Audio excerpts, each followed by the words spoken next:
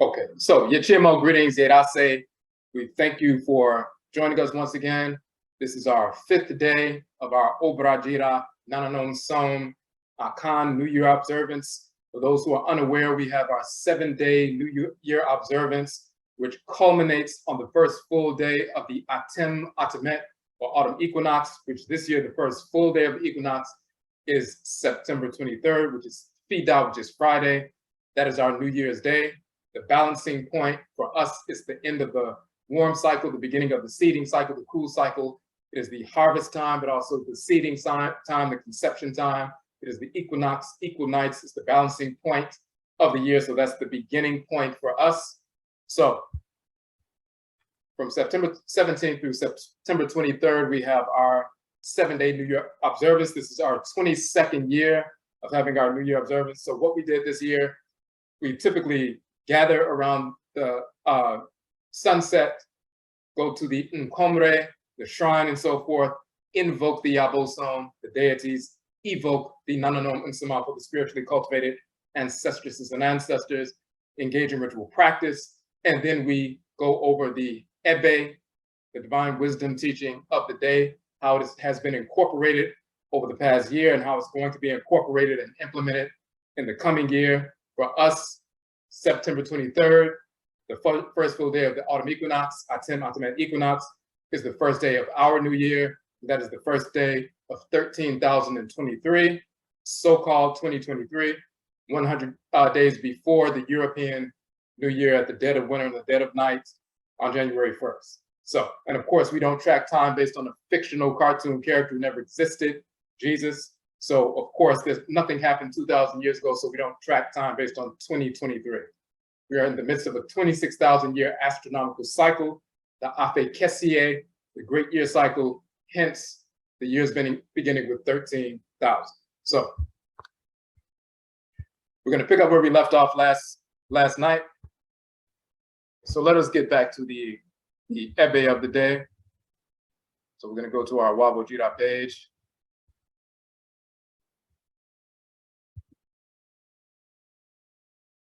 And it is actually each one of these proverbs is in cycle, in sequence, building on the previous proverb, previous teaching. It's a holistic set that govern purification, a base level of purification that we need spiritually in order to function harmoniously within our divine purpose, function, and so forth. As Afuraitkait people, African Black people, focused on Ancestral nation building restoration.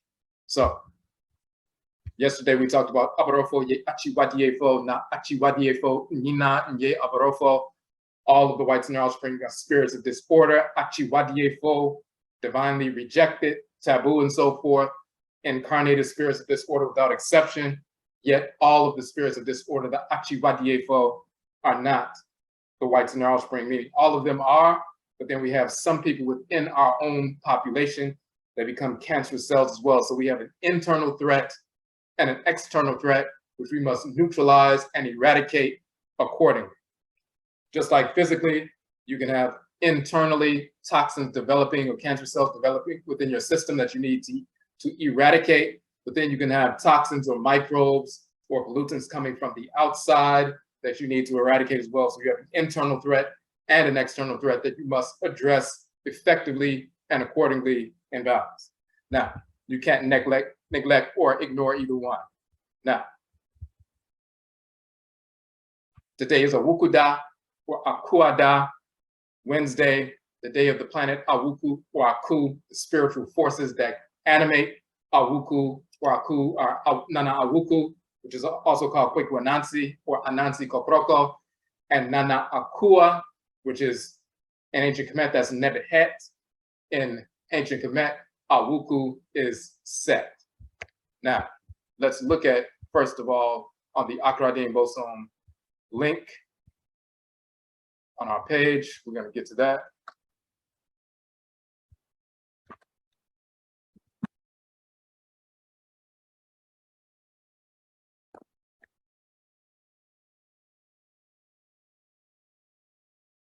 And we've been utilizing this chart from the beginning.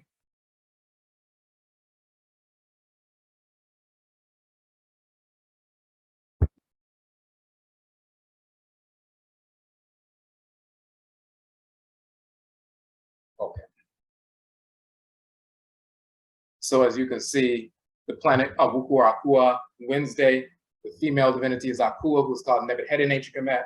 The male divinity is Awuku, who's called Set in ancient Kemet. She governs the renal system, the fluid balancing system in the body.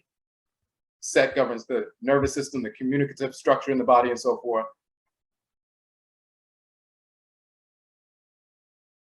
Now let's look at articles associated with these two, just so we can get some insight on the energy governing Awuku Da, or Wednesday. This is one of the articles that we did on the divinity, showing that the Abosom Awuku, or Aku, Kwekwa Nansi, is the divinity Set in ancient Kemet. He is called Eshu in Yoruba, Legba in Bodun, and so forth. Now, the messenger planet, the closest planet to the sun that moves around the sun in the shortest orbit and the fastest and so forth, is the swift messenger and so forth. That is the planet Awuku. He governs the nervous system within the body and so forth. One of the titles of this divinity is Or Hekau. Or means great. Hekau means divine, enchanted words and so forth, ritual incantations and so forth. They'll say magic and so forth, but ritual incantations, ritual chants, ritual prayer, ritual sound vibrations. So the great one, Or, of the divine words, ritual incantations and so forth, Or Hekau. One of the titles of an Awuku or Kweku or Kwaku in the Akan tradition is Odwira Aku, the great one, Aku, and so forth. Odwira Aku comes from Awur Hekau in ancient Kemet. And as you can see, that is a title of Set. The great one of divine words, ritual speech, prayer, and so forth. And you see the tool that's used in the opening of the mouth in ancient Kemet is the Ur Hekau ritual implement and so forth. Now,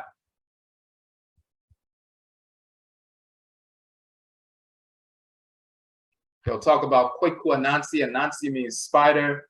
He is the great spider. He's called Anansi Kokroko, the great Kokroko spider.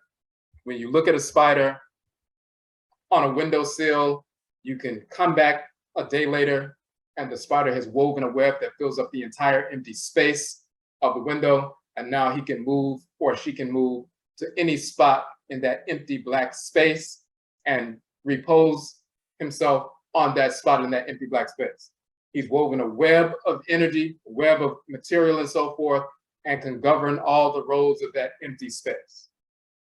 In the same fashion, the divinity Awuku, taking the form of the great Achinebwa animal totem, the spider, he weaves a web of tumi, which is the term for divine power, that permeates the entire black substance of space, web of energy that permeates the entire black substance of space, and all of the planets, suns, moons, stars, comets, plant life, animal life, mineral life, Afuraitkait, human life, we all have a place on that web. A point of that web goes directly to our head, to our kra, goes directly to Inyamewa, Inyame, the supreme being, and so forth. And then those cross portions of the web connect us to other plant life, animal life, mineral life, Afuraitkait, human life, as well as planets, suns, moons, stars, all naturally created entities in creation. The things that are not naturally created, they don't have a place on that divine web. Crack cocaine, for example, is not part of the divine web of creation. That's a product that was created by the white snail spring after corrupting the cocoa plant and so forth. The cocoa plant has a naturally occurring place in creation that has a place on that divine web energy and so forth. We can communicate with the spirit of that plant, just like other plant life and so forth, because it's a naturally occurring entity. But that perverse product that the white snail spring created from corrupting the plant, that doesn't have a place on that divine web. It's within the space outside of the divine web of energy. The whites and their offspring do not have a place on that web. They're in between those spaces. So only naturally created entities have that. Just like he's woven a web throughout the entire universe. In the body, the worldwide web in your body is your nervous system. That's the communicative structure within the body. Anansi is a little spider that moves from the brain throughout the nervous system, electric impulses communicating to every cell in the body through electromagnetic energy. That's the communicative force. Now, you'll see here the spider's web and the little spider on the web that's on the top of a staff. And the proverb, the ebe, is no one goes to the house of Anansi to teach wisdom. He is the essane, or the herald, or the court crier, or the messenger of the Supreme Being, Inyamewa Nyame. So as we talked about on Monday, we talked about, on Awusida on Sunday, we talked about the oh-jee, the spokesperson standing next to the king or queen mother, next to the okini or ohema. Once he has his staff and speaks what the king or queen mother, the ohini or ohema, declares for the nation, the omai. Once that's spoken to all the people inside the ahimfie, the palace, and the palace grounds and so forth, then the little essane, the messenger, the herald, the court crier will take that message and leave the palace and the courtyard and run all throughout the nation spreading the message. So that's Anansi as a spider going all throughout the body carrying the message that was created here in the palace. Now, so that's some basic information about Anansi. And then we have, let's just go back in, so forth, let me see.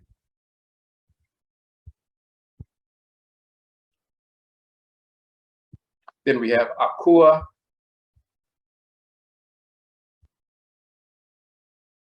was called Nebet-Het in ancient Kemet.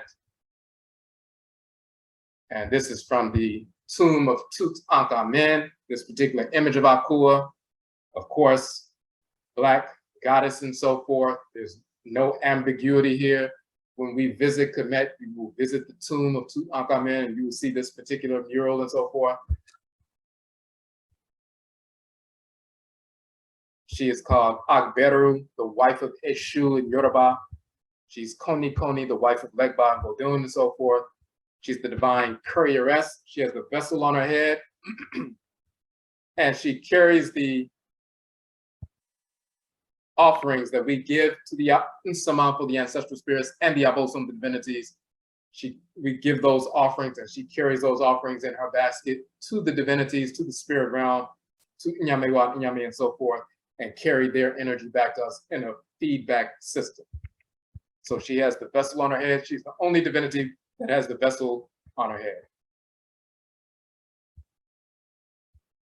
And that's what makes up her name, Neb or Nebet, which is the bowl, and Het, which is the structure under the bowl and so forth. She's the great mistress or chieftainess or chiefess of the sanctuary or the temple enclosure. She's the governess of the priestesshood.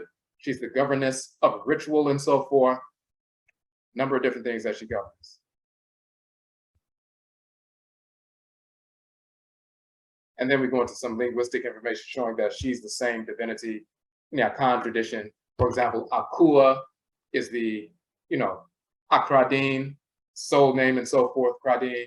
One of the praise names of an Akua is Kukua, and Kukua in Akan means an earthen vessel. So the name of the divinity Akua, her praise name is Kukua, but Kukua is also defined as an earthen vessel. The deity who governs Wednesday, Nebet-Het with the vessel on her head. In Akan, her praise name is Kukua, which means an earthen vessel. And just to corroborate that,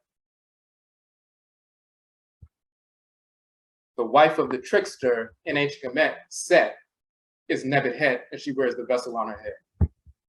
The wife of the trickster in the Akan tradition, Kwaku Anansi, you hear about the Anansi Sem, the Anansi stories, and Kwaku Anansi is the trickster, but he's also the messenger that goes from heaven to earth and goes to Inyame and Inyamewa and gets, direction, and then he goes back to earth and tries to trick people and so forth. He's the messenger between heaven and earth and so forth.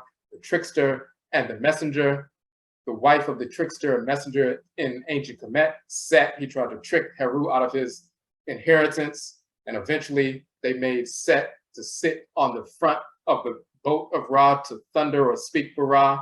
That's the planet Mercury sitting right next to the Aten, the sun, and so forth, and being the messenger.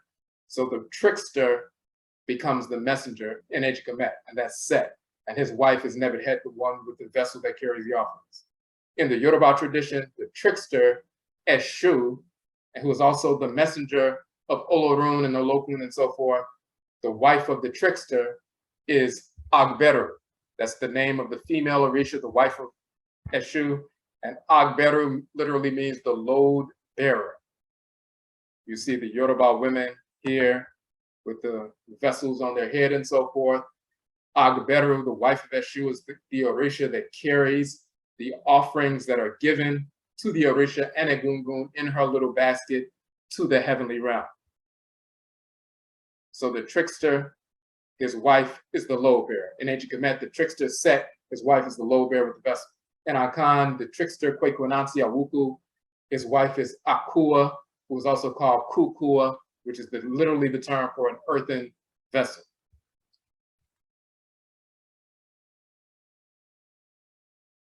And she's also called Ura Hekau or Awurakua, the Greek one of divine power, the mistress of divine power, divine words, incantations, ritual speech, and prayer, and so forth. We should also mention that Akua is and just so you know, that she governs the renal system, the ureters and bladder and so forth, and the kidneys, the fluid balancing system in the body, the clouds and so forth, holding the rain that's released is the fluid balancing system in the body, which becomes the mineral balancing system on Earth and so forth. The kidney structure is the fluid balancing operant within the body, and also the mineral balancing operant. This is the vessel within the body governed by Heteru. Now, she's a funerary abosom, a funerary divinity, as well as fertility divinity. She has a function with regard to fertility. She has a function with regard to the funerary process to protect the deceased, the spirit of the deceased individual, whose spirit separates from the body. They are making their way to the ancestral realm. She protects that individual so they don't get pulled by negative discarnate spirits who try to pull that spirit into negative activity. Just like someone walking from their home to work and so forth, and there may be drug addicts or homeless people or some criminal people and so forth trying to drag you into some other kind of set of activity, but you're focused on getting to your destination and you don't get pulled in different directions. When we transition, some of those spirits who did not make it to live in the community of the ancestral spirits who are spiritually cultivated, these negative entities are still hanging around earthbound. They would try to drag the spirit of the individual into negative activity without them making it to the community, the pristine community of the Nananomsom. So Akua assists in protecting that spirit so that spirit can go forward. Now, but she is the divinity of the Akhuaba, which is actually the Ankh in oh-jee. It is the Akhuaba in Akan tradition. So we go into some detail showing how the Akhuaba, as you can see here, the Ankh is used for the deceased Pera, so-called Pharaoh, by the son of Nebuchadnezzar, who was Anpu, misnomered Anubis, but it's Anpu. He's revivifying the spirit of the deceased sovereign. So the Ankh has a funerary function, but it also has a fertility function with regard to childbirth. We also have the Akhuaba for fertility function. Women tie the Akhuaba on their back so they can stimulate fertility within their womb and so forth, so they can have a child. But also, there's another form of Akhua that's used for funerary practices. These kinds of sculptures, these Akhua sculptures, are placed on the grave of the person who transitioned. They have the little rings on the neck and so forth, and often the face is looking up and so forth. It's in the same structure of Akhua, the vessel on the head of the divinity. So there's a funerary function, there's funerary Akhua, and then fertility function, Akhua, Akhuaba.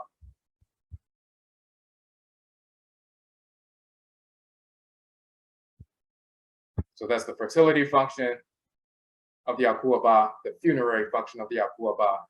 And sometimes when the Jed pillar is combined with the Ankh, the 4-bar Jed pillar, when you turn an Akhuaba doll around in Akan culture, very often you will see they have a Jed pillar on the back of their head and so forth, because we carried that same symbolism unbroken. They weren't carving these statues after having seen, Jed pillars and Ankhs on the internet, and they decided to start carving Jed pillars on the back of Akhuaba dolls in Ghana just to make it look like they're ancient Egyptians. They've been doing that the entire time for the past 1,000+ years. And what's important also, for those who are unaware, Akhuaba as a female divinity is Ankhet or Ankit, the name of a goddess. You can see the Ankh with the arms and hands and so forth. So Akhuaba has always been a divinity. All right. So that's some background information on the spiritual forces that govern the day.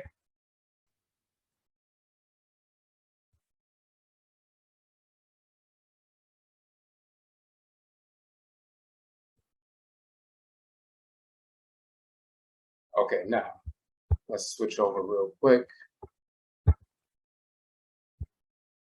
So the Ebe of today is Owu-nyan Nipa Na Nkwamu. So the term Owu means death in the Akan language. Owur means death in ancient Kemet. So it's the same term. So Owu Nyan means to awaken or arouse. Nipa means a person. Nipa with 2 N's. Nipa means people or those people and so forth. Adai means to sleep. Ndai means sleeping and so forth. Nkwa means life in the Akan language. Nkwa, and of course, Ankh means life in ancient Kemet. Nkwa means life in Akan. For some Akan people, if someone sneezes, instead of saying, God bless you and so forth, they'll say Nkwa. They'll say life, Nkwa. So that's Ankh and Anku. And as a matter of fact, let's just switch back real quick, just so you can see that.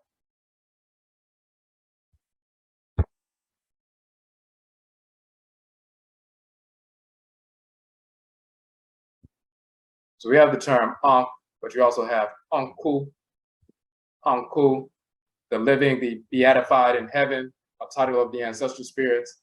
Anki, Anku. And so that Anku comes Onkwa, Onkwa, Onkwa, and that's Onkwa in Akan meaning life. So,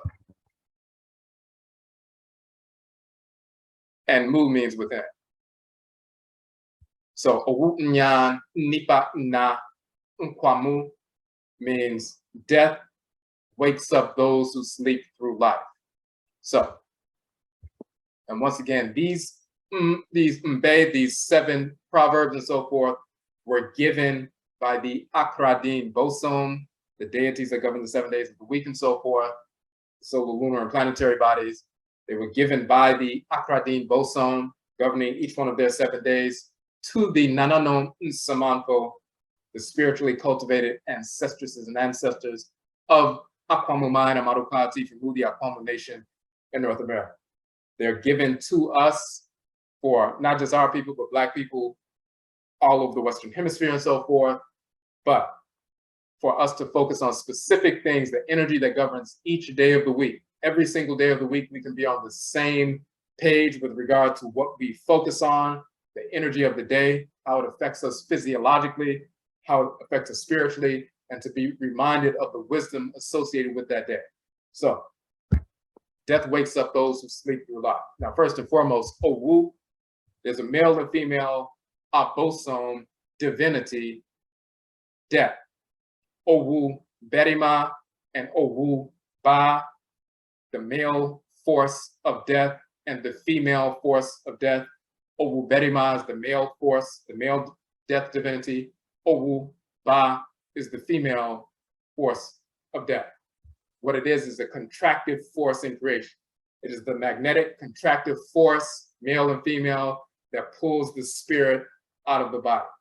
Obradwira and Ba, the male or female contractive force in creation, the most contractive force with regard to us, our lives in creation. So when you come in contact with these divinities, Obradwira, Ba, death wakes up those who sleep through life. Now that means a couple of things. If you were quote unquote sleeping through life and not executing your function, we only come into the world to execute a specific function. Every cell in your body has a specific function. Your pancreas cells have a function to execute within the pancreas. Your liver cells have a specific function to execute within the liver, and they have a specific form related to that specific function. They can't come out and just say, I'm no longer a liver cell. I don't want to put myself in that kind of philosophical box of constraint. I'm just a body cell, and I'm free to do whatever I want, and I'm not going to be pigeonholed into some identity that I don't want to be a part of. I'm just a body cell, and I'm universal. That's pure stupidity. They're a liver cell with a specific function within a specific organ. If they don't execute that function, they create disorder within themselves and within the body as a whole. And the same is true with our people. Only the whites and their offspring walk around trying to say, well, I'm not a human being, I'm not this, I'm not that. I don't want to be pigeonholed into a certain thing. We're just universal, and we should be able to do whatever we want, whenever we want to do it, however we want, because we don't want to be controlled or constrained. For them, for a spirit of disorder or a cancerous cell, divine order feels like a prison, because they aren't able to operate however they want. They aren't able to destroy whatever they want and consume and destroy whatever they want, because you have an ordered structure, you have an ordered universe, and if you operate outside of order, the forces of divine justice, as we talked about yesterday, Bena and Abana, will isolate you, kill you, and expel you from the system, from the body. So cancerous cells despise order, and they see it and promote it as a constraint. But then they try to push that foolish idea on us so we can start operating out of lust and operating outside of divine order and saying, well, I'm not Black, I'm not African, I'm not this, I'm not that, I'm just a universal being, and I can do whatever I want, and whatever feels good, just do it. And then we create disorder in ourselves because we become cancerous just like them. We create disorder in ourselves, within our clans, within our Afuraitkait Oman. And that's what they want. Because as long as we're disordered, they can maintain control. When we get back in harmony with order, just a certain percentage of us, then we can eradicate them and return our people to balance. So, but death wakes up those who just sleep through life. If your cells started sleeping through life and not executing their function, their divinely allotted function, then your systems will begin to break down. When you're just sleeping through life in a comatose state mentally, following the ill, perverse, ill culture of the whites and offspring and not executing your divine function, then at some point when you transition and your spirit separates from the body, then you realize that you have been wasting your entire existence. You had been sleeping through life. And spirits like that often become depressed. They often become the kind of spirits that are earthbound and hanging around the space where they transitioned and so forth, whether it was a house or a hospital or a street or wherever it is, and harassing other living individuals. Whenever those persons come in that space, they feel this negative energy because they realize they slept through life. They were getting up every Sunday morning, going to praise a fictional cartoon character, Jesus, who doesn't exist, or praying to the fictional cartoon character Allah, or the fictional cartoon character Yahweh, or the fictional cartoon character Brahman, and so forth, or acknowledging the fictional cartoon character Buddha, and so forth. And then when they transition, they realize that all along they were sleeping through life because Jesus is not there, Allah is not there, of course Muhammad is not there, none of those fake prophets are there, and Brahman and Buddha, and none of them exist. They realize that people who are practicing ancestral tradition are the only people paying attention to the ancestral spirits. But everybody else, they can see now from the spirit realm, they can see these other people, living people, getting on their knees, praying to a fictional character who doesn't exist. even if they try to paint the little fictional character Jesus black, which is pure stupidity. It's like painting Santa Claus black and saying, therefore, he must be real because he's black now.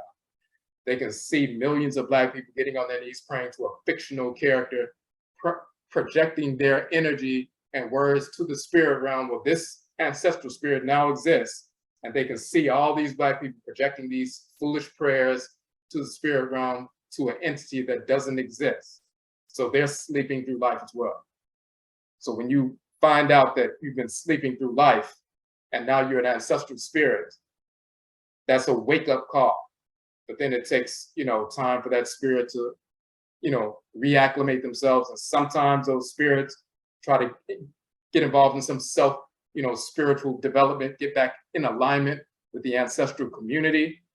But then you have some who will spend the next 100 years, 150 years depressed and so forth. And every time people go in their space where they, operate on earth and so forth, they feel this very negative energy unless certain rituals are done to begin to move these spirits on. Now, and that also goes into psychology and so forth, because people have, foolish little programs called grief counseling and different stages of grief. Nonsense. If they're not setting up an ancestral shrine in Samay Komre to communicate directly with the individual who's transitioned and adjusting to this new relationship dynamic that is manifested, if they're not doing that or even acknowledging that there's the capacity to communicate, then they're going to waste their time with some silly grief counseling, some little stages of grief and little silly exercises and so forth that's meaningless. That depression or so-called depression or anxiety associated with death and so forth is an adjustment to a new relationship dynamic, and also the person neglecting the fact that they have the capacity and responsibility to communicate with their deceased relatives who are connected to their spirit genetic blood circle. And when they don't do that, it creates disorder. But no psychologist can teach you that. So they talk some foolishness about some grief counseling. If you don't get in alignment with what they're trying to teach you and they don't think you're making progress, then they put you on medication, which is nonsense. So something that a 10-minute ritual at an ancestral shrine periodically can cure, because it was never really a condition in the first place. Now, so that's one part of it. The other part is, with regard to death, waking up those who sleep through life, is when we witness someone transitioning and their spirit leaves the body, and then it forces us to focus on the reality that Owu Berima and Owu Ba, the male and female force of death, contractive force in creation, is ultimately going to come for us. In our Khan tradition, they say everybody climbs the Owu Achere De, or Achere, the ladder of death and so forth. Eventually, that's going to take place. So then we begin to refocus. If we were sleeping through life, once death occurs and we see that happen to somebody, a family member or someone else, an associate friend and so forth, or other who is connected to us in some way, then if we were sleeping through life and just making foolish decisions or being neglectful of our divine function in creation, and we're going to get into the Nkrabia, our divine function, tomorrow. But that snaps you, it'll wake you up if you were sleeping through life, because now you begin to reflect on why you're in the world, what your function is, what you're doing every day, and then that pushes you back into your ancestral culture. And for us, Amamre, the way, Bere of the Oman, the nation, our ancestral culture, is the divine law or love of order and the divine rejection of disorder. That means we incorporate those things, objects, deeds, and entities that we need to incorporate in order to align ourselves with divine order, and reject those things, objects, deeds, and entities we need to reject in order to restore balance to ourselves and realign ourselves with divine order. The divine law or love of order, the acceptance of order, and the hatred or rejection of disorder and its purveyors.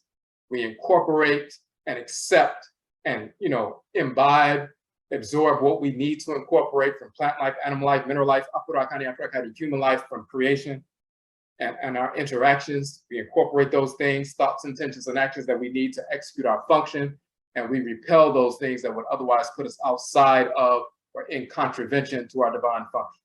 So if we're not doing that every day, and we're just operating based on what this white culture dictates for us to do, and being self-destructive or neglectful, then when death comes along, for those who are intelligent and have a little bit of receptivity, death will wake up those who are sleeping through life.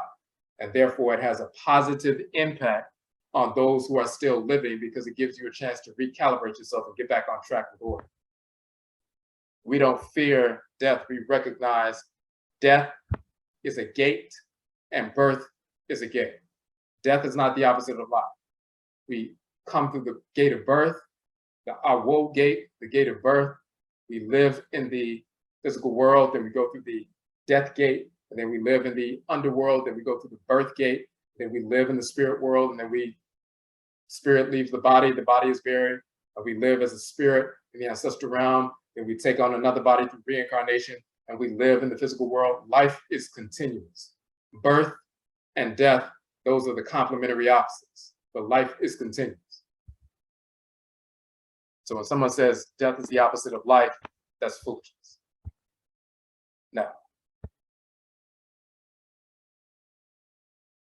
Now there's one other thing that we want to touch on, that we wrote this article a while back, and we want to bring this in. And we're not going to keep you long. Initially, it was always going to be like an hour each night, so we don't want to, stay too long.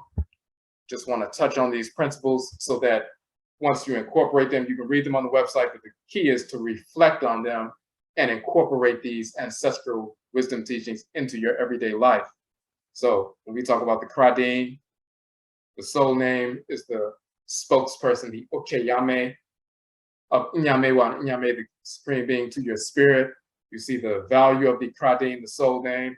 If you have not taken on your own ancestral name, then you will seek to find out what your ancestral name is. And you do that by, first and foremost, establishing a relationship with your Nananomsom, your spiritually cultivated ancestresses and ancestors, and learn from them and get confirmation from them of who you are, what clan you come from, and then the kind of name that resonates with you, or what your actual name is. The natural set of sound vibrations that emanate from you as spirit is operating through your body, that unique collection of sound vibrations that emanate from you, that is your actual name. Just like we always say, and it's in the Uben chain, that you can blow through a trumpet or a trombone or a French horn and so forth, or a tuba, the same source of air, but the sounds that come out of these different instruments, these brass instruments, are different because their form is different. The same lungs, but different sounds coming from each one. The same divine life force energy of Ra and Ra'et, Yonkumpon and Yonkumson, the creator and creatress, circulating through the bodies of Afuraitkait people. But because your body, your form is different from everybody else's on earth, the unique set of sound vibrations emanating from your instrument as life force energy is circulating through you is a unique configuration of sound vibrations unique to your form. And that unique set of sound vibrations, if you replicate them, then you are speaking your actual name that's incarnate within you. So when you go to your ancestral shrine and you communicate with your own krawa, you'll be directed towards the kind of name that you need to incorporate, which is your actual true name. You'll take that on or reclaim that. That's part of incorporating these teachings into your life. You understand what your clan is and so forth. You make different decisions that are more harmonious. You learn about who the enemy is, the whites and their offspring, the Achiwadiyefo, as those enemies within our own camp, and you make proper decisions about who you interact with, who you don't interact with, who you accept, who to reject, what kinds of programs that they push on us, like these vaccines and so forth, which is foolishness. When you know the whites and their offspring are spirits of disorder, the Achiwadiyefo, spirits of disorder, divinely hated, taboo, then you would automatically reject anything they give you. You won't be contemplating and wondering, well, maybe I should stick this poison into my children, into my veins, even though our enemies have always sought to exterminate the vast majority of us. You don't turn around and embrace your enemy, and when they say, hey, there's a virus and therefore we're going to stick this in your body, you need to give it to your children and you need to give it to yourself, or else, you're gonna die. Knowing your enemy allows you to immediately reject anything they seek to give you. And 5, 6, 7 years from now, when all these Black people are developing prostate cancer and ovarian cancer and testicular cancer and cervical cancer and so forth because of these vaccines, the crackers are going to pretend like they have no liability when it was planned genocide all along. But when you have these proper, wisdom teachings incorporated within you and inculcated within you, you avoid that kind of foolishness. So these things are, we talk about these things, but you incorporate them every day of the week. That's the most important part. Okay. So the final piece for this one, this is a particular article we put out.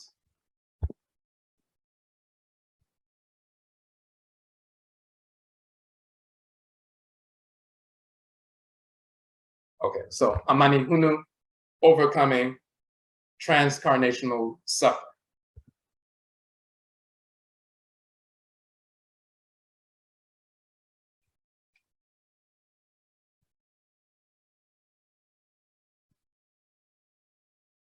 Okay. So in the Akan language, Amani Hunu means suffering, affliction, tribulation, trouble, adversity, and so forth. So the first thing we mentioned with regard to affliction and suffering, it's important to note that Amani Hunu is not encoded within the Okra, the divinity, the soul, the divinity that governs your head. Suffering is not part of your divine function. This idea that we send in the world to suffer and, long suffering like a fictional cartoon character, Hebrews, or being like Jesus suffering on the cross, and we were, sent into this different cycle of the, human history so we could suffer and then eventually be raised up by a prophet. That's pure stupidity. This idea that you're sent in the world to suffer so that you can be a martyr and you can lead people to come out of suffering has no basis in reality. The whites and their offspring use that trope in the West, with Christianity, Islam, and Judaism, to make Black people foolishly believe that the reason why we are suffering is because we have favor with God because we're suffering and the meek shall inherit the earth. Pure stupidity. They just want to control you until you die, and so that you will not retaliate militarily to exterminate them. So they have to make you believe that your suffering is by divine fiat. Totally inaccurate. And then on the other side, in the East, the same Europeans, Eurasians, with Hinduism and Buddhism and so forth, they'll say, well, you reincarnated in this, class, this particular color caste system and so forth, on the lower rung of the caste system, because that's what reincarnation, that's what you were supposed to reincarnate as. And if you try to go against that suffering and try to overthrow the ones who are causing the suffering, who are oppressing you, then you're going against divine law and divine order. You need to just accept the fact that you incarnated as a lower caste, and Brahman put you in that position because that's what you need to be, and you need to learn a lesson from that. And if you try to get away from that, you're getting away from the spiritual lesson. Pure stupidity. 100% fraud. So, second.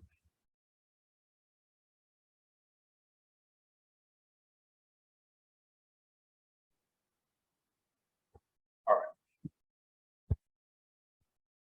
So the first thing, first and foremost, suffering is not encoded within the Okra. It's not part of our divine function. Unkra being, we're going to get into detail about that divine function tomorrow because it's part of the proverb. Today is Owukuda, but it's also called Owu Nyanda. Death Owu wakes up. Inyan, death wakes up. Those who sleep through life. But Wednesday, Owukuda Kuada, during our 7-day observance, its special name is Owu Nyanda, after the proverb. But now, so suffering doesn't come from our divine function. Nyame, the great mother and great father, supreme being, did not send us into the world to suffer. Suffering arises out of our disalignment from our Akra, the soul of divine consciousness, and hence our divine function, which is encoded within our crop. So if we go against our divine function, it's just like on a mundane level, your body needs water, your body needs vitamins and nutrients and so forth. If instead of drinking water that replenishes you and you're 70+% water, you just decide to drink vodka all day and say, well, it doesn't matter because vodka is a liquid. So as long as I'm getting liquids, I don't have to drink water. I'll just drink vodka every day for the next 40 days and drink no water at all. The suffering that happens is a result of you going against divine order, not that God decided to make you suffer one day and you need to suffer in sickness because God is trying to teach you a lesson. Actually, the great God and great goddess were directing you not to drink the vodka every day, and you went against that, and then you suffered as a result. That's the reality. The same is true, period. Suffering arises out of our disalignment from our crowd, whether we're independently going against the crowd, or if we're following along with somebody who's leading us to go against our own crowd, the divinity and the heritage. Now, if you do the etymology of the term karma, they'll say it's from the Proto-Indo-European root quer or quar and so forth. Second. Meaning to make or to do. It also refers to the effects of our actions. Quar, meaning to make or to do, is derived from kad in ancient Kemet, and the root of kad is ka. Ka, of course, is a soul, divine consciousness, is ka in Kemet, kara in Akan, and so forth. So it's the soul, and then you see kad or kara, the shrine, the sanctuary. But ka also means to speak, debt, work, labor, toil. Ka, with the T at the end, ka. You see the man with the bowl on his head and so forth, carrying the bowl. Work, labor, toil. Work, what is to be done or made? What is your divine function? What is the work you came into the world to do? What is that within your head, that's on top of your head? What is that, not burden, but function that you're carrying? What is the work, the kat, that's written into your ka, your soul, your divine consciousness? What is your nkra and nkrabia, your divine function that's written into your akra? So we say karma or krama is kraba or krabea in Akan. The nkra and nkrabia is what we are to do and the manner in which we are to do. Inherent with this nkra, nkara, is the notion of eka, and if you look at the term in the Asante Fanti dictionary, ka, it means a debt. This is why you have phrases like karmic debt and so forth. So the root of the term okra, as you can see right here, they'll contract it into KRA, but it's K-A-R-A, ka, ra. O means something singular, but it's ka, ra, or kara, which becomes kra or kra and so forth. But the root is ka, the soul of a man. That comes from ka in ancient Kemet, meaning the soul of a male or female, ka and kaya. But the root term ka also means a debt. Kra, to take leave of and so forth, to depart, leaving an injunction or commission to those that remain. Then you have nkrabia, the feminine aspect of that, divine fate, destiny, appointed lot, allotted, final lot, and so forth. What have you been allotted to do in life? But the root of ka or kra is ka, meaning debt.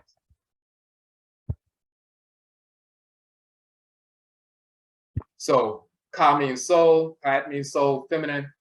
Kat also means the work, the labor, the toil you have to do. It also has to do with what is owed, what is your function, what happens if you go outside of the thing that you're supposed to do, then you create disorder and then you suffer the consequences. You create a vortex and so forth that must be filled with energy and so forth. It will be corrected by the forces of divine justice and so forth. So you have a function to execute, you have a work to execute, you have a debt to pay and so forth. Bring your energy into the world to contribute that to the mind, to the community, that's what your function is. If you get out of alignment with that, that's when disorder arises, and that's where suffering comes from.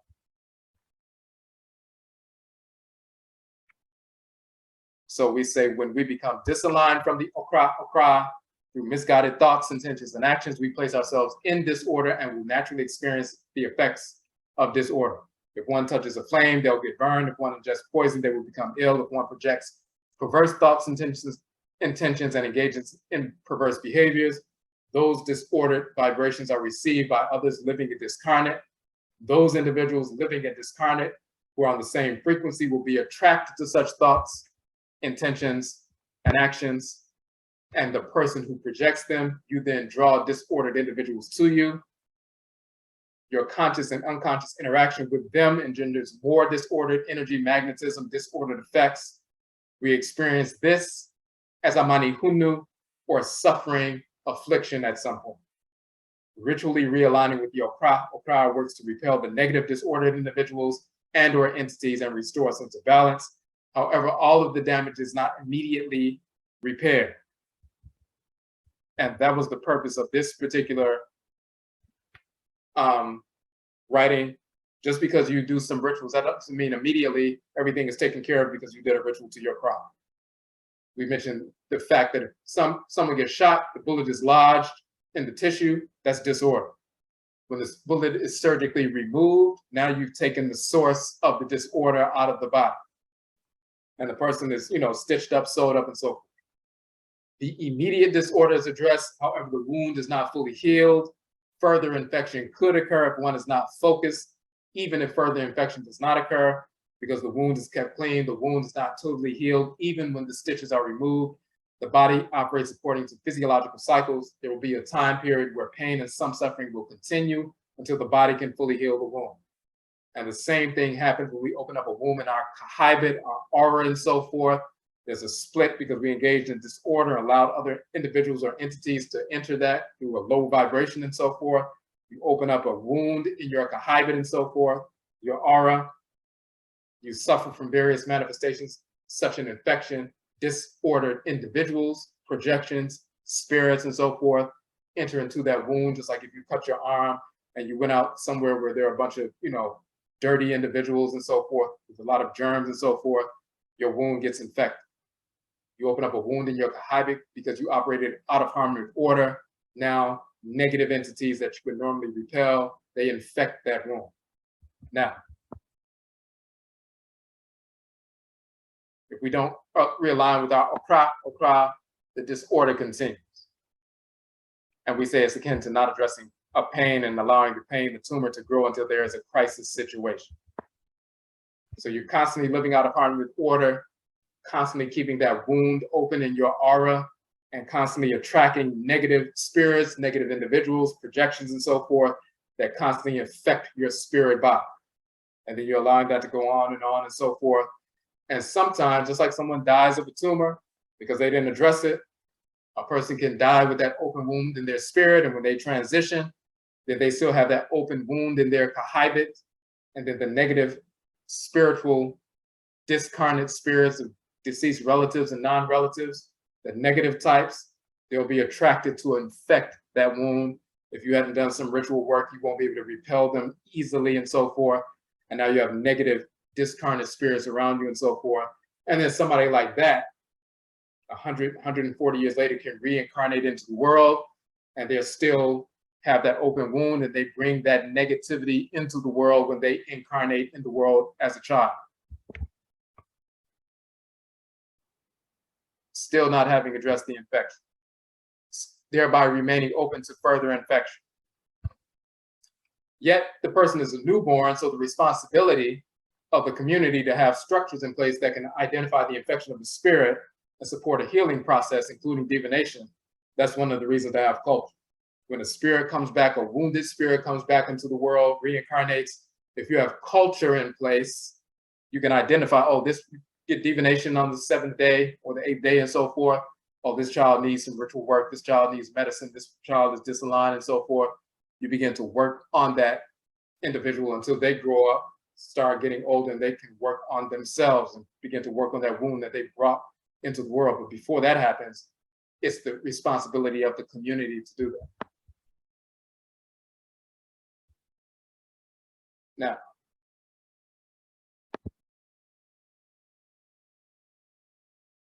so we talk about, in this particular section, we don't have to go through the entire thing, but it's based on that principle. You can come into somebody can come into the world, they can leave the world with a wounded spirit, they can reincarnate with them. And then they draw that kind of negativity to them.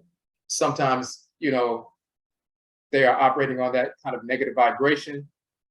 And then you have different family members. So say, for example, you have 2 parents, as we said before, 4 grandparents, 8 great-grandparents, 16 great-great-grandparents, 32 great-great-great-grandparents. That's 32 individuals on the top line, 32 relatives. They're all related to this person here. 32 of your great-great-great-grandparents, they're directly related to you by blood. Just like your 2 grandparents are, their grandparents, their grandparents, their grandparents. So there are 32 individuals.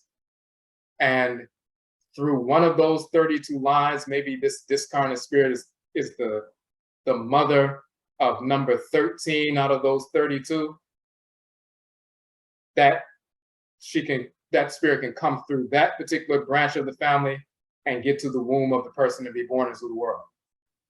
Or they can be drawn to one of the other grandparents and come through that branch. What if one of the branches is a very strong ancestral spirit? That whole branch of the family has been involved in ancestral religion and culture, and they've been strong and defended themselves, and they have strong families on earth and so forth. And so the people on earth, their parents, grandparents, great-grandparents, their spirits are strong and powerful and grounded.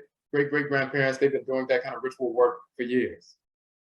But then another branch of the family, maybe number 29 and so forth, that 29th person, that particular branch of the family, they never did any spiritual work really. They got involved in drugs and alcohol and all kinds of other nonsense, generation after generation after generation. And now the spirit is drawn through one of those individuals and comes into the world that way. They're drawn to the branch of the family that has a lower negative vibration. They're drawn into the kind of family that will, have a baby and leave the baby upstairs while they're getting drunk, leave the baby on the porch, and the baby starts walking towards the street and could get hit by a car and so forth, because they were drawn to the branch of the family that's just as negative and disordered as they were when they were in the world, and how they brought that kind of negative disorder to the spirit realm. And they're drawn to people like that, and they're drawn into a womb of one of those weak family members. And then when that baby is born into the world and it grows and develops and so forth, and goes out into the street and gets hit by a car and gets killed and so forth, and people are saying, hey, what happened? Why didn't the ancestors save this baby? This was a wounded spirit who had an open wound when they transitioned. They had an open wound when they were living in the ancestral realm. And then they were drawn to a weaker branch of the family. And this older spirit now comes in the form of a newborn child, still with an open wound, drawn to a negative branch of the family that's just as wounded and open and so forth. That's a disordered situation, and all kinds of negativity can be drawn. When you have culture in place, you can identify that, correct it before it happens. When you don't have culture in place, because you've been worshiping Jesus and Muhammad and Allah and all this other foolishness, you won't even think to do anything ritually to prepare the spirit that's coming into the world. So these kinds of things happen. So we go into detail about that kind of thing, but the key is sometimes they're just negative spirits who are rapists and criminals and so forth, and they return. They deserve to suffer in the spirit realm. They deserve to suffer here in the physical realm, and then back in the spirit realm and so forth. But those who weren't that, who may have been, just weak and disordered, that creates conflict. And then when a child like that, say, gets hit by a car and dies and so forth, and everybody's in mourning, death wakes up those who sleep through life. Then the entire community has to focus on the fact that what were we doing to put this child in place, this returning ancestors in place, in the kind of place where they could get murdered or get killed, and they're only 2 years old. And it's an opportunity for the community to realign itself with order. and it's up to the people to do them. So we give different examples of what can possibly happen, with regard to reincarnation and so forth. But we just, in this particular article, we wanted to show people that Amani Hunu, suffering in and of itself, is not part of our divine culture. We didn't come into the world to be suffering under the white snarl spring and be, martyrs and turn the other cheek and all that other stupidity. That's a political ploy to make us, mentally enslaved. So we won't revolt against our enemies like we are structured and, set to do now. So that's one of the many articles on our website.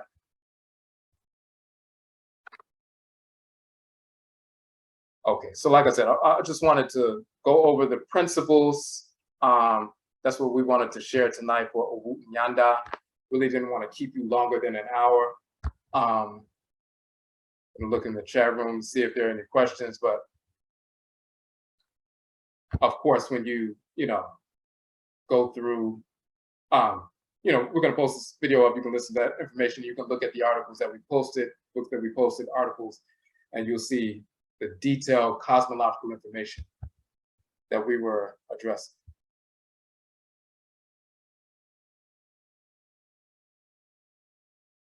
Okay, the question is, in what ways does Set trick human beings? Is it, for example, does Set try to trick us by challenging us in order to drive us away from things which are against divine order? Yeah, so we mentioned that in the article on Awuku, which is on the Akradin Boson page. The same article we just showed, we said that Anansi reposes on the perimeter of Abodiya creation of the created order. He manages the possibility of disorder and mediates the law of cause and effect. He is often called the trickster because of this. He exposes when we are attempting to intellectually trick Nyamewa Nyame Diabosom and Nananomsom into supporting our misguided desires. So if we try to rationalize disorder and certain behaviors that we want to engage in, and we try to project that, can I go and do this? Can I go and do this? And trying to rationalize that, and those projections from our spirit are sent to Inyamewa Inyame, then Anansi will push those back down, those projections of prayers or desires back down. If we're misguided, we will receive that batted down projection as a message from Inyame that it's okay to go ahead and do that thing. And then we suffer as a result because it blows up in our face. And then we realize that we were trying to rationalize disorder and trying to conscript Yabosuman and Samafu to go along with our disorder and validate and sanction our disorder. So we talk about that here. And, we talk about that in detail there, but Set, looks at what people are trying to rationalize that disorder and pushes that back on them. You're not going to try to project foolishness or disorder or misguided desire into the spirit realm and try to rationalize misguided desire and lust and self-destructive activity as a spiritual act, which a lot of our people do. They'll be promiscuous or drug addicts or doing all kinds of nonsense and trying to say, well, this has to do with spirituality, or this has to do with Oshun, and this has to do with, Shango and all this other nonsense, and trying to project that disorder. Kwaku Anansi will push those projections right back to you. If you're disordered and lustful and foolish, you will receive that pushback or that reception of energy sent by him as a confirmation that, yeah, go ahead. But in reality, he was just batting it back down to you. And then you go ahead, suffer the consequences. And if you're intelligent, you'll learn a lesson from that. So.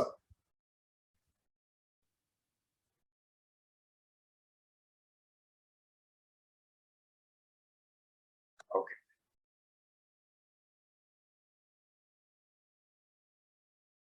So what's the best way as a person who is awake to approach your loved ones in order to wake them up and align them with the divine order of the Supreme Being? Well, first and foremost, you do that for yourself. You establish a relationship with your Nananomsom, your own Kra and so forth, and then you operate naturally, functionally, and you become an example in effect, you become an example. You can give information to people when people ask for it, even if they don't ask for it verbally, but you know they're seeking certain things and you can provide that, you do so. But the number one thing is you develop yourself, you focus on what you're doing, and those who are directly connected to you, children and so forth, and then you become in effect an example. And when you have weight, spiritual weight, or a substance, then you will magnetically draw individuals to you into your orbit without going to try to solicit them. If they ask for information, they're drawn to you to ask for information. You can provide that and so forth. But the way you operate and move, you draw them to you.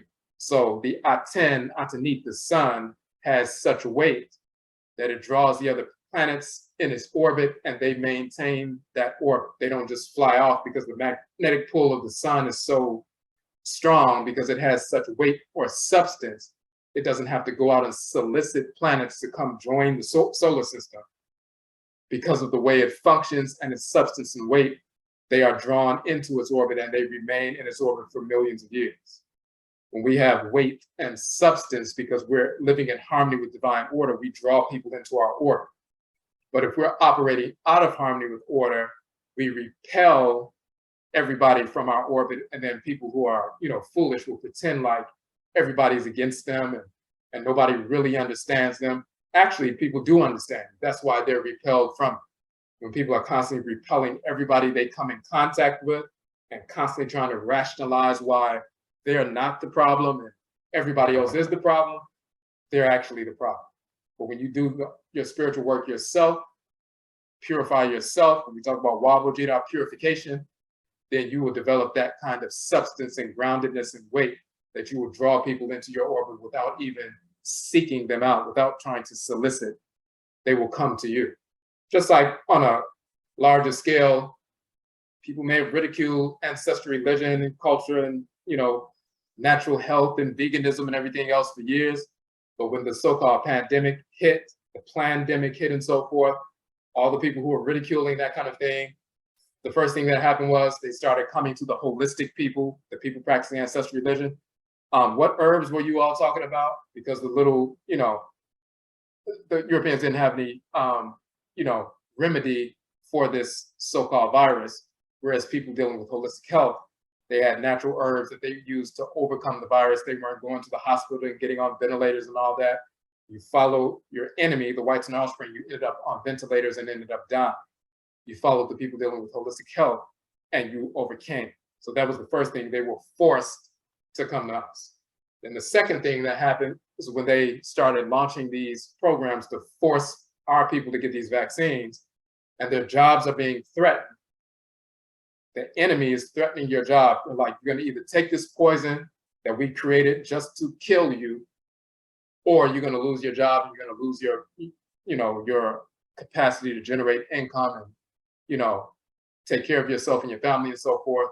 So they put you in a negative position. Then those people had to come to us once again, ancestral religion, to overcome that. So we had our document, the ancestral religious exemption against these vaccines. And for people who have a religious exemption, they're saying this is against my religion. I'm not taking this vaccine because it's against my religion. We had the entire philosophical statement.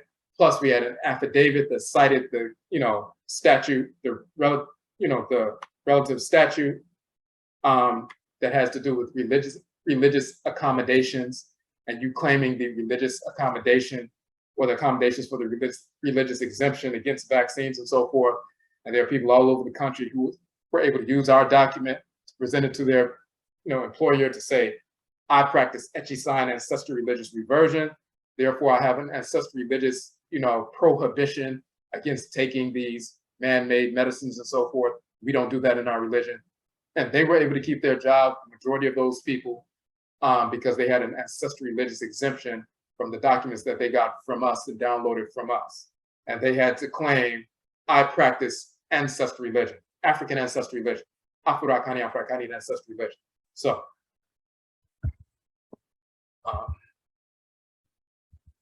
so once again, we had the substance and people had to come to us. All right.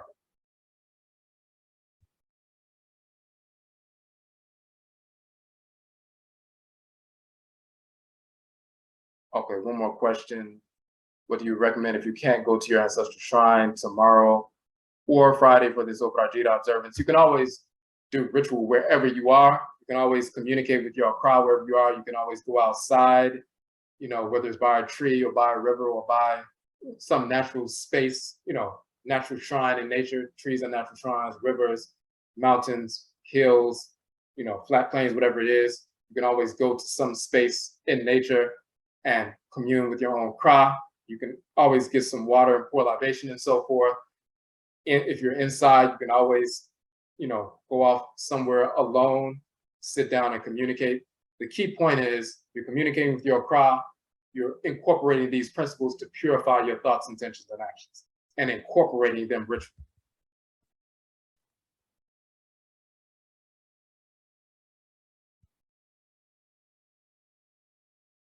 Okay, and the question, who are you talking to when you're talking to yourself? So you're not talking to yourself. There's never time we're doing that. If we're communicating with anyone, just like you can sit down and communicate with if you got on the phone and called your grandparents to come over to your house, and your grandparents and great-grandparents, like a family reunion, all came to your house and sat down. And once they sat down, then you told them what was going on in your life, and you asked them for some direction, and they gave you direction based on their experience. And it was some good information. Well, when they transition, when they die, their spirits leave the body. There's ancestral spirits, and we do the same thing. Pouring libation is making the call. Them coming to the shrine is no different than them. They used to come to your house physically and sitting down. After you pour libation, engage in ritual prayer, they come forward, and the same with the deities.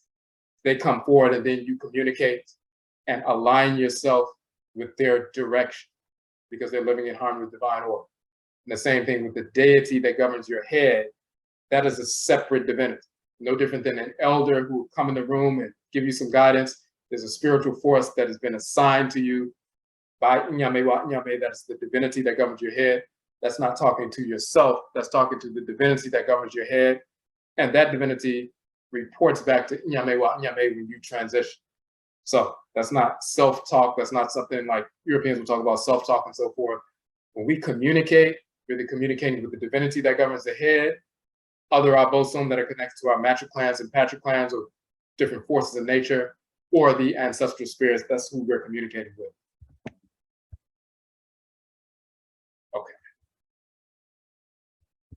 Okay, so we're going to go ahead and end it here. Just one more thing for those who were not on the call the other day, on the live and so forth. We've mentioned coming up in May. This is our second annual tour to Khanit and Kamit, May 23rd through the 31st. We still have some spots open for that, so if you'd like to join us in Khanit and Kamit, Egypt and Nubia, will be going from 12 different cities, from northern Kemet in Cairo all the way down through Apet Reset and Apet Asetu, Luxor and Karnak and Abju, Abydos and Komombo, so-called Ombos and so forth, and Filai, Paraka, all the way into Abu Simbel, which is Khanit, Nubia and so forth, for that entire trip. All the details are there. You can reserve your spot with a deposit, and then you can get on, make installment payments monthly to cover the balance. So that is the Afuraitkait, cosmology of creation piece.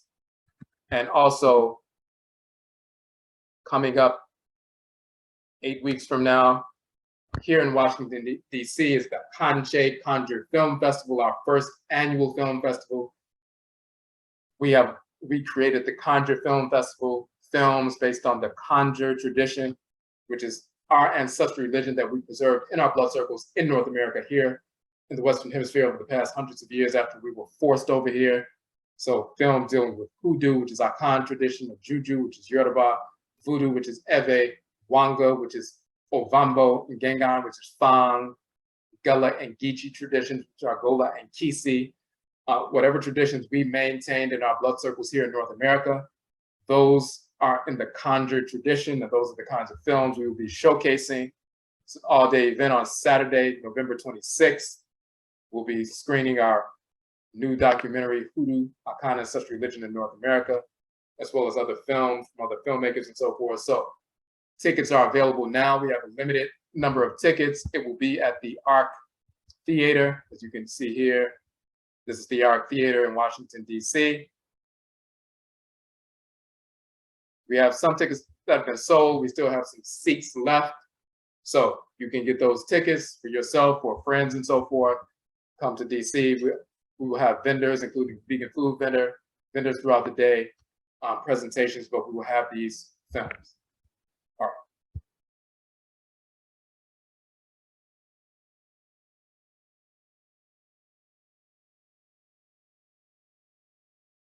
Okay, the final question: if my cry is governed by a certain deity, does that deity also communicate with me through my cry?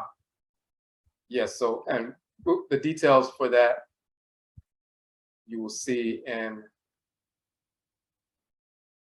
I'll show you the particular book. And we talked about some of that yesterday from this particular book, volume 1 of the Afuraitkait song. And you can download this book for free. It's on our book page. So what we were talking about yesterday, and that video is up. We posted that early today. We were giving the example, since Bena, Heru Behudet, on the male side governs the planet, Bena, so-called Tuesday, Benada, and so forth. If someone is born to carry the energy of the divinity Bena into the world, and you say this is the divinity Bena, a child of the deity Bena, this miniature Bena, or Kwa Bena, servant of Bena, who is a divinity that will be sent to take up residence in the head of the person. And that person, that child of Bena, Kwa Bena, will take up residency in the head of the person. And that deity, Kwa Bena, the child of Bena, is the deity that governs that person. So the deity that governs your head is a child of the great Bena. So this child, Bena, is a child of the great divinity Bena. It's like Heru Behudet having a son, young Heru Behudet and so forth, who takes up residence in your head region. And yes, through that divinity, Heru Behudet governs you, or Bena communicates with you and so forth. And the same is true with no matter what, deity governs the head and so forth. I'm born on Awusi Sunday, Awusi, Asar, operating in harmony with Ra's divinity that governs. Sunday is Asar, Ra. So the deity that governs my head is a child of Awusi, and that's the divinity that governs my head. So I communicate with him, and Awusi operates through him. So, but this book, volume 1, goes into detail with regard to that process. And then we also did, let me just show this also. In addition to that,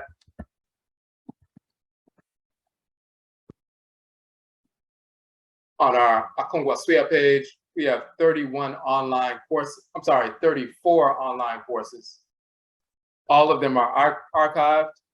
So you can access any of them at any time. And all the archive, this is a collage of all of them. But when you go on the page, you will see the flyers, the original flyers for each one, and then the button, the 50% off button. So the 6-week courses were $30. The archive version is $15.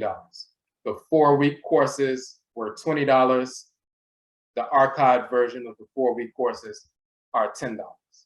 And the first 2 courses that we ever did were on the Afuraitkait boson. We have Afuraitkait boson volume 1 and part 2. The first one was a 6-week course dealing with the first, the introduction plus the first 5 deities. And the second 6-week course, we're dealing with the final 6 deities and so forth. So you can go to that page as well and download those courses, volumes 1 and 2, for details about that as well. And you'll see, when you look through the different flyers and everything, you'll also see that we had a 6-week online course specifically about the Okra, the nature of the soul as the deity governing the head. So we went into detail with the book on the Okra, the Afuraitkait, and other articles and so forth, going in detail about the nature of the Okra, its function, and everything else. Okay. And the final thing that we just wanted to mention, for those who are unaware, our Happy Merit retreat coming up in February. We have about 8 spaces left for the Happy Merit retreat on Edisto Island in South Carolina. That's our annual training, cultural, and ritual retreat. So all of the information is on the Happy Merit page. So you'll see that information. That's the flyer right there, but the page has the flyer, but we also did a trailer for that. And you'll also see what the prerequisites for that retreat is. These 3 courses are prerequisites to attend the retreat, because people attending the retreat are people who've already been acculturated on a certain base level to the work that's required, so that when we come out of the retreat, we're focused and dealing with the work. People are already on a certain frequency. So, but all of that information is there on the page. Okay, so yet I'll say once again, everyone, for tuning in. We will be posting this up in the morning. All 4 so far are up on the page, on our YouTube page, as well as the our PO page on our website, so you can look at any one of these 7 days that you missed so far. The first 4, this is number 5, it'll be posted up tomorrow morning, and then we will see you again at 9 p.m. tomorrow night. So once again, Yerase, we thank everybody for tuning in, and Yebishia Bio, we will meet again. That's it.